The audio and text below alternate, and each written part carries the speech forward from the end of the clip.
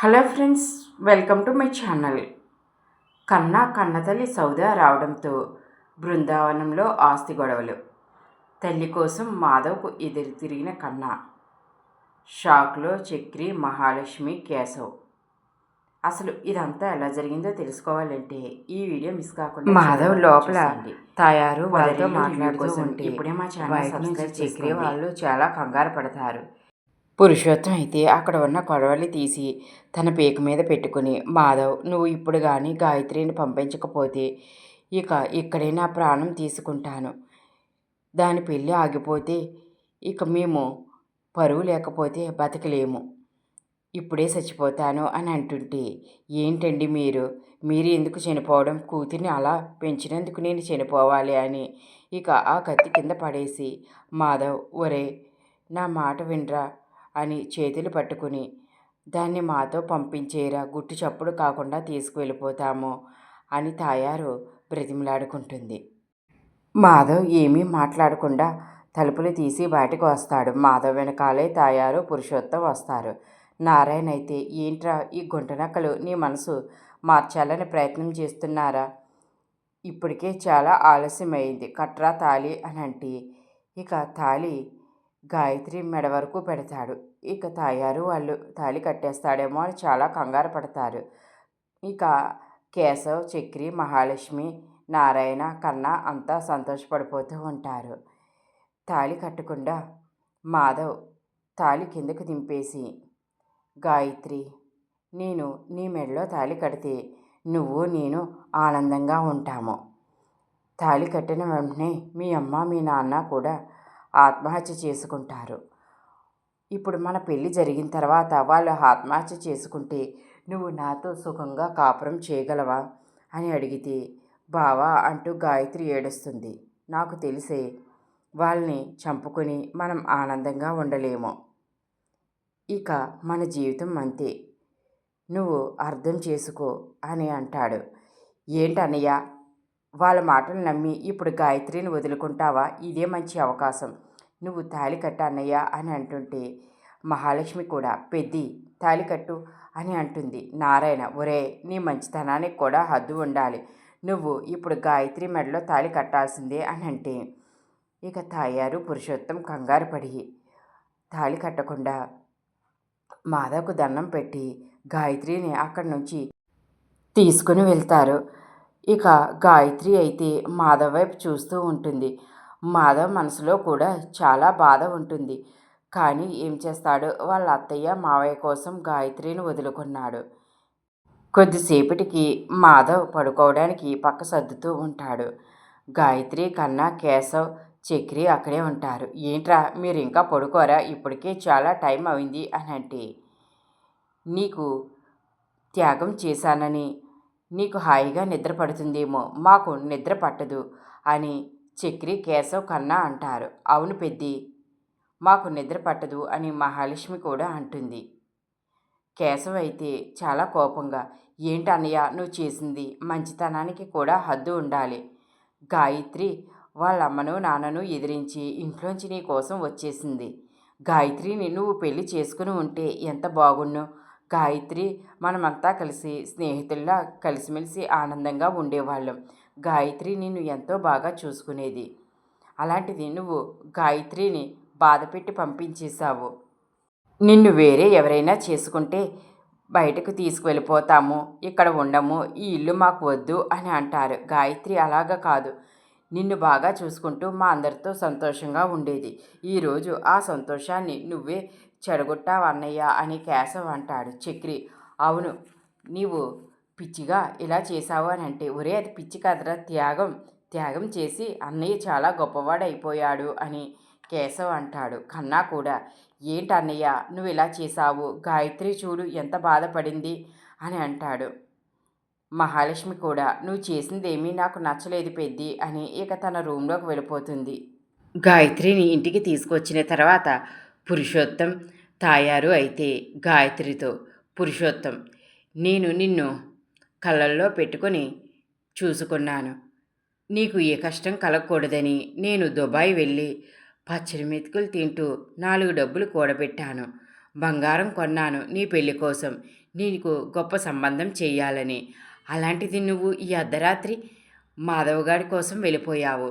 వాడేంటి, వాడి వయసేంటి, వాడి కాళ్ళు నేను పట్టుకునేలా చేశావు అంటూ ఇక పురుషోత్తం బాధపడుతూ ఉంటాడు. ఏంటి నీకు అసలు ఇలా చేయడానికి మనసు ఎలా ఒప్పింది అని తాయారు అంటుంటే పురుషోత్తం, గాయత్రి నిన్ను ఇక్కడికి తీసుకొచ్చినా నువ్వు మళ్ళీ ఆ మాధవ్ కోసం వెళ్ళాలని ప్రయత్నించుకమ్మా అని ఇక తండ్రిగా నీ కాలు పట్టుకుంటున్నానని గాయత్రి కాలు మీద పడతాడు. ఇక అది చూసి తాయారు, ఏంటి మీ నాన్నకు ఇలాంటి పరిస్థితి తీసుకొచ్చావు, మీరు లేవండి అని అంటుంది. ఇక గాయత్రి, నాన్న నువ్వు నా కాలు మీద పడ్డం ఏంటి అని అంటే, మరి ఏం చేయనమ్మా, నువ్వు రేపు ఉదయం పెళ్లి పెట్టుకుని ఇలా లేచిపోతే ఏ కన్న తండ్రి అయినా ఏం చేస్తాడు, పరువు కోసం ఇలాగా కూతురు కాలు మీదే కదా పడతాడు అని అంటే, లేదు నాన్న ఇక మీరు చెప్పిన మాటే వింటాను అని గాయత్రి అంటుంది. లే నాన్న అని ఇక వాళ్ళ నాన్నను పైకి లెగదీస్తుంది తాయారు. ఇప్పటికీ నువ్వు ఈ పెళ్ళికి మనస్ఫూర్తిగా ఒప్పుకున్నావా, లేకపోతే మళ్ళీ వాడి కోసం వెళ్ళిపోతావా? అలా అయితే ఇప్పుడే నేను చనిపోతాను అని లోపలికి వెళ్ళి కిరోసిన్ డబ్బా తెచ్చుకుని, కిరోసిన్ ఇప్పుడే నా మీద వేసుకుని చనిపోతాను. ఒకవేళ నువ్వు వెళ్ళిపోయి పెళ్లి చేసుకున్నావంటే ఆ మాధవ్ని, నేను చచ్చినా సరే నువ్వు నా దగ్గరికి రావద్దు అని అంటే, అమ్మ ఆగు అని ఆ కిరోసిన్ డబ్బా గాయత్రి గింటేస్తుంది. ఇక మీరు చెప్పినట్లే వింటాను అని గాయత్రి అంటుంది. తర్వాత రోజు ఉదయాన్నే నారాయణ ఇక తన కొడుకులతో, ఏంట్రా చవటల్లా అలా చూస్తూ ఉన్నారు, పదండి ఇప్పుడే గాయత్రిని తీసుకొద్దాం, ఈ దద్దమ్మ ఎలాగా మన మాట వినడు అని అంటుంటే మహాలక్ష్మి మాధవ్ను అలా అన్నందుకు చాలా కోప్పడుతుంది. ఏంటి, ఎవరు దద్దమ్మ, ఆయనకు కొట్టే బలం ఉన్నా కొట్టరు, ఎవరు ఎంత అవమానిస్తున్నా వాళ్ళని తిరిగి అవమానించరు, అది ఒక గొప్ప వ్యక్తిత్వం అంటూ చెబుతుంది. నేను సిల్లీగా మాట్లాడానా అంటూ నారాయణ బయటకు వచ్చేస్తాడు. తర్వాత చక్రి, కేశవ్ కన్నా కూడా బయటకు వచ్చేస్తారు. మహాలక్ష్మి తన రూమ్లోకి వెళ్ళిపోతుంది. మాధవ్ అయితే బయట గుమ్మంలోకి వచ్చేసరికి అప్పుడే పెళ్ళికూతురిగా రెడీ అవ్వి గాయత్రి అయితే కారులో వెళ్తుంది. గాయత్రి అయితే మాధవ్ వైపు చూస్తూనే ఉంటుంది. మాధవ్ కూడా గాయత్రి వైపు చూస్తూనే ఉంటాడు. మాధవ్ వాకిట్లో ఉండగానే ఇక గాయత్రికి పెళ్ళి అయిపోతుంది. తిరిగి తన భర్తతో కలిసి కారులో ఊరేగింపుగా వస్తుంది. గాయత్రి మళ్ళీ మాధవ్ని చూస్తూ ఉంటుంది. మాధవ్ కూడా గాయత్రిని చూసి బాధపడతాడు. ఇక గాయత్రి ఆ ఇల్లు దాటగానే మాధవ్ లోపలికి వెళ్ళబోతుంటే గడప తన్నుకుంటాడు. కాలుకి రక్తం వస్తుంది. అయినా సరే పట్టించుకోకుండా లోపలికి వెళ్ళి కుర్చీలో కూర్చుంటాడు. గాయత్రిని తలుచుకుని బాధపడుతూ ఉంటాడు. మహాలక్ష్మి అది చూసి మాధవ్ దగ్గరికి వస్తుంది. మాధవ్ మహాలక్ష్మిని చూసి, ఏం లేదమ్మా అంటూ ఇక వంటగదిలోకి వెళ్ళి మంచినీళ్ళు తాగబోతూ గ్లాస్తో నీళ్ళు కింద వంపేస్తాడు. అనుకోకుండా చేయి జారిపోతుంది. అది చూసి మహాలక్ష్మి టవల్ పట్టుకు వెళ్ళి పెద్దికి ఇచ్చి, పెద్ది మీరు తప్పుకోండి నేను తుడుస్తాను అని అంటుంది. మళ్ళీ వచ్చి పెద్ది కుర్చీలో కూర్చుంటాడు. మహాలక్ష్మి దగ్గరికి వస్తుంది. ఏంటి పెద్ది బాధపడుతున్నావా అని అంటే ఇక మహాలక్ష్మి చేతులు పట్టుకుని తన ఆల్చి ఏడుస్తాడు. గాయత్రిని పంపించేస్తుంటే అది తిరిగి చూసింది చూడు, ఆ చూపుకి నాకు ఎంత బాధ కలిగిందో. కానీ ఏం చేయనమ్మా, వాళ్ళమ్మ నాన్న చనిపోతామని పీక మీద కత్తి పెట్టుకున్నారు. వాళ్ళని చంపేసి మేము ఎలా పెళ్లి చేసుకుని సుఖంగా ఉండగలమమ్మా. అందుకనే నేను గాయత్రిని వాళ్ళతో పంపించేశాను. నాకు చేత కాక కాదు, గాయత్రిని పెళ్లి చేసుకోలేక కాదు, ఎవరిని బాధ పెట్టకూడదని.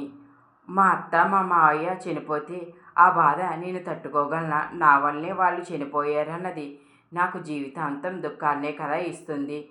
అందుకనే ఈరోజు కష్టమైనా నేను గాయత్రిని వదులుకున్నాను. అసలు పెళ్లి కలే లేదు గాయత్రి మొహంలో. కానీ అది వాళ్ళ అత్తారింట్లో సుఖంగా ఉంటే నాకు అంతకన్నా ఏమీ లేదు అని పెద్ది అయితే ఎక్కెక్కి ఏడుస్తుంటే మహాలక్ష్మి, పెద్ది నీకు ఎంత బాధ ఉందో నీకు ఈ కన్నీళ్ళ రూపంలో వస్తుంది. నీ బాధ అంతా ఇప్పుడే ఈ కన్నీళ్ళ రూపంలో పోవాలి పెద్ది. నీకు ఎంత దుఃఖం ఉందో అదంతా ఇప్పుడే పోవాలి పెద్ది అని అంటుంది. సారీ అమ్మ అని అంటే, లేదు పెద్ది, ఎవరో అంటారు మగవాళ్ళు ఏడవకూడదని, కానీ ఈ కన్నీళ్లు వస్తేనే కదా బాధ పోయేది అని మహాలక్ష్మి అంటుంది. నేను చిన్నప్పటి నుంచి గాయత్రిని ఎంతగానో ఇష్టపడ్డాను. కానీ మా అత్తకు మాకు మధ్య ఉన్న గొడవల వల్ల మా అత్త గాయత్రిని ఎప్పటికీ నా దగ్గరికి రానిచ్చేది కాదు. గాయత్రి ఎప్పుడు నేను దారిలో కనిపించినా సరే నా కోసం వచ్చేసేది. అలాంటి గాయత్రిని ఈరోజు నా ఇంటికి నన్ను పెళ్లి చేసుకోమని వచ్చిన నేను వాళ్ళ అమ్మా నాన్నతో పంపించేశాను. నాకు చాలా బాధగా ఉంది అని మాధవ్ అంటుంటే, పెద్ది, ఇక జరిగిందేది తిరిగి రాదు కదా, ఇకనైనా నీ బాధను తగ్గించుకో, నువ్వు గాయత్రిని మర్చిపోయే ప్రయత్నం చేయి అని అంటుంది. ఇప్పటికే చాలా లేట్ అయింది పెద్ది, నువ్వు వెళ్ళి పడుకో అని అంటే, ఇక మాధవ్ అయితే రూమ్లోకి వెళ్ళి చాప వేసుకుని కింద పడుకుంటాడు. మహాలక్ష్మి పెద్ది చాలా బాధగా ఉన్నాడు కదా అని గదిలోకి తొంగి చూసేసరికి పెద్ది కింద పడుకుని ఉంటాడు. ఇప్పటికైనా పెద్ది బాధను మర్చి నిద్రపోతున్నాడని మహాలక్ష్మి అనుకుంటుంది. కానీ మాధవ్ మాత్రం పక్కకు తిరిగి గాయత్రి గురించి బాధపడుతూనే ఉంటాడు. తర్వాత రోజు ఉదయం ఇక మాధవ్ అయితే మనసు రాయి చేసుకుని తన తమ్ముళ్ళ కోసం ఎప్పట్లాగే వంటగదిలోకి వెళ్ళి టిఫిన్ చేస్తూ ఉంటాడు. మహాలక్ష్మి వస్తుంది. ఏంటి పెద్ది, అప్పుడే టిఫిన్ మొదలు పెట్టేశావా అని అంటే, అవునమ్మా, తమ్ముళ్ళు అసలు ఆకలి కాగలేరు కదా, అందుకనే అని అంటే, ఇక మహాలక్ష్మి మనసులో, నువ్వు చాలా గ్రేట్ పెద్ది, నీ మనసులో అంత బాధ ఉంది.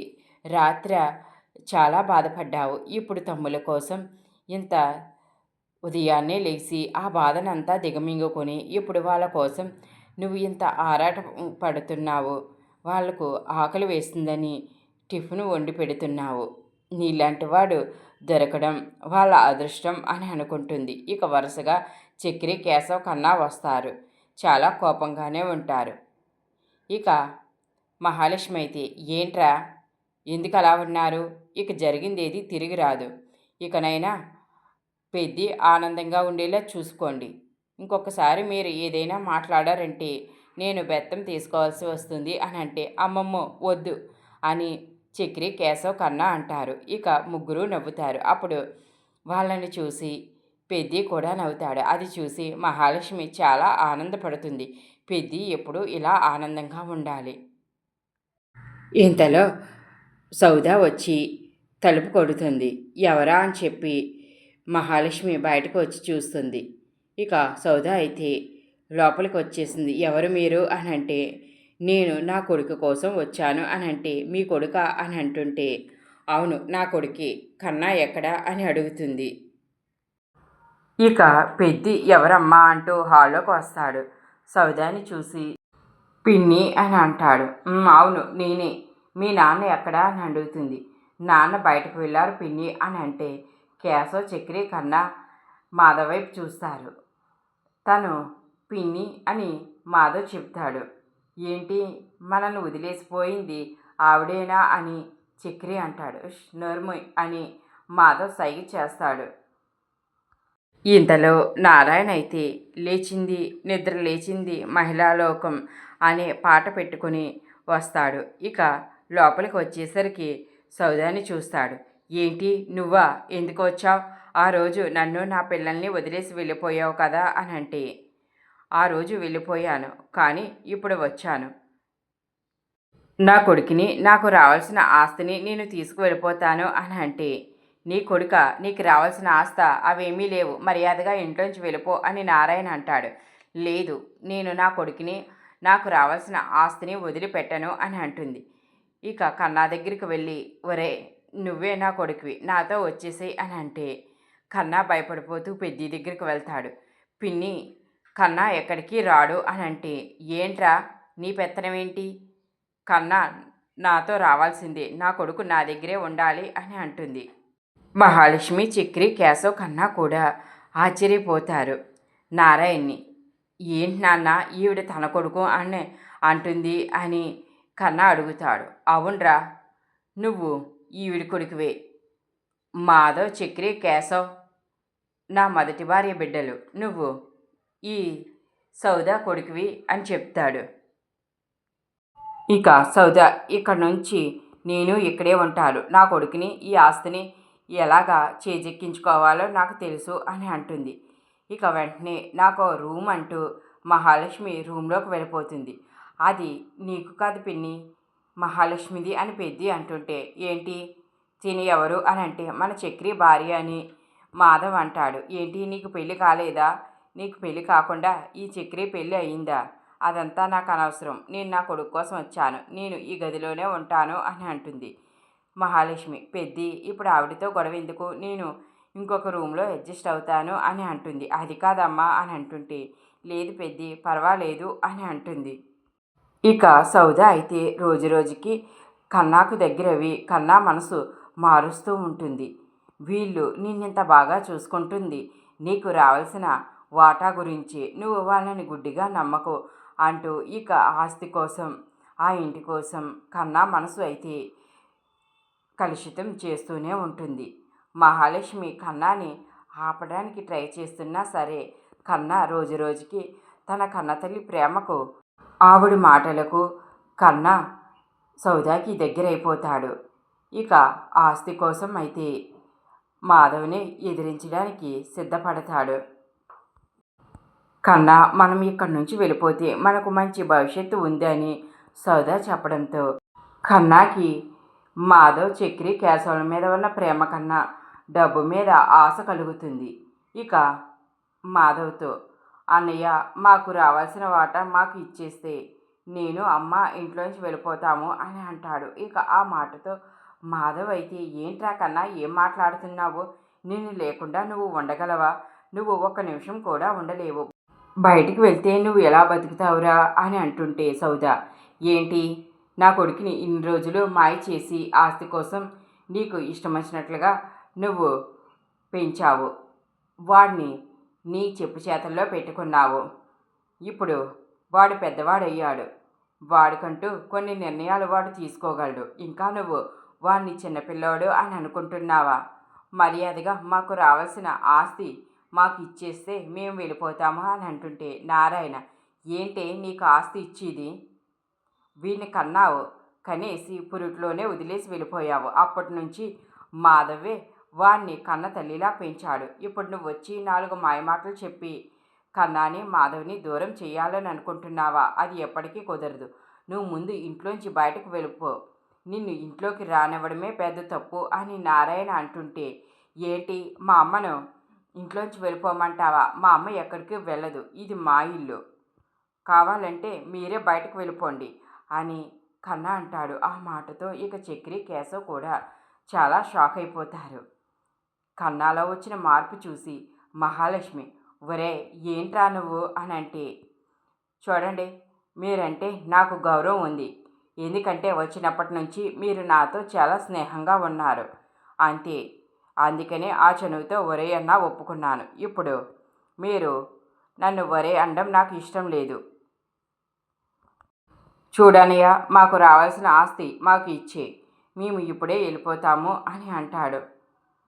సౌద అయితే ఇక కన్నా మాధవ వాళ్ళని ఎదిరిస్తుంటే చాలా ఆనందపడిపోతుంది.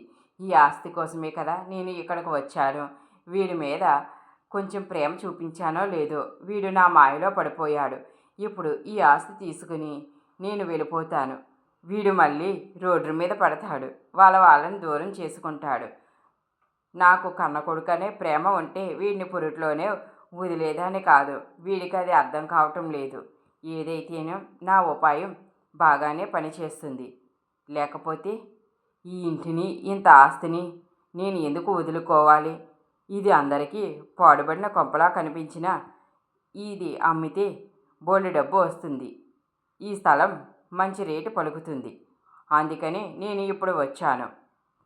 నారాయణ, ఏంట్రా వేల్డంత లేవు, నువ్వు మాధవ్నే ఎదిరిస్తున్నావా, దీని మాయమాటలు నమ్మి దీనికోసం చిన్నప్పటి నుంచి నిన్ను తల్లిలా పెంచిన మాధవ్నే ఎదిరిస్తావా అని ఇక నారాయణ కన్నా మీద తిరగబడుతుంటే, మాధవ్, నాన్న నువ్వు ఊరుకో నాన్న, వాడేదో చిన్నవాడు తెలియక ఇలా మాట్లాడుతున్నాడు అని అంటే, చూసావరా ఇప్పుడు కూడా వాడు నిన్ను వెనకేసుకునే వస్తున్నాడు.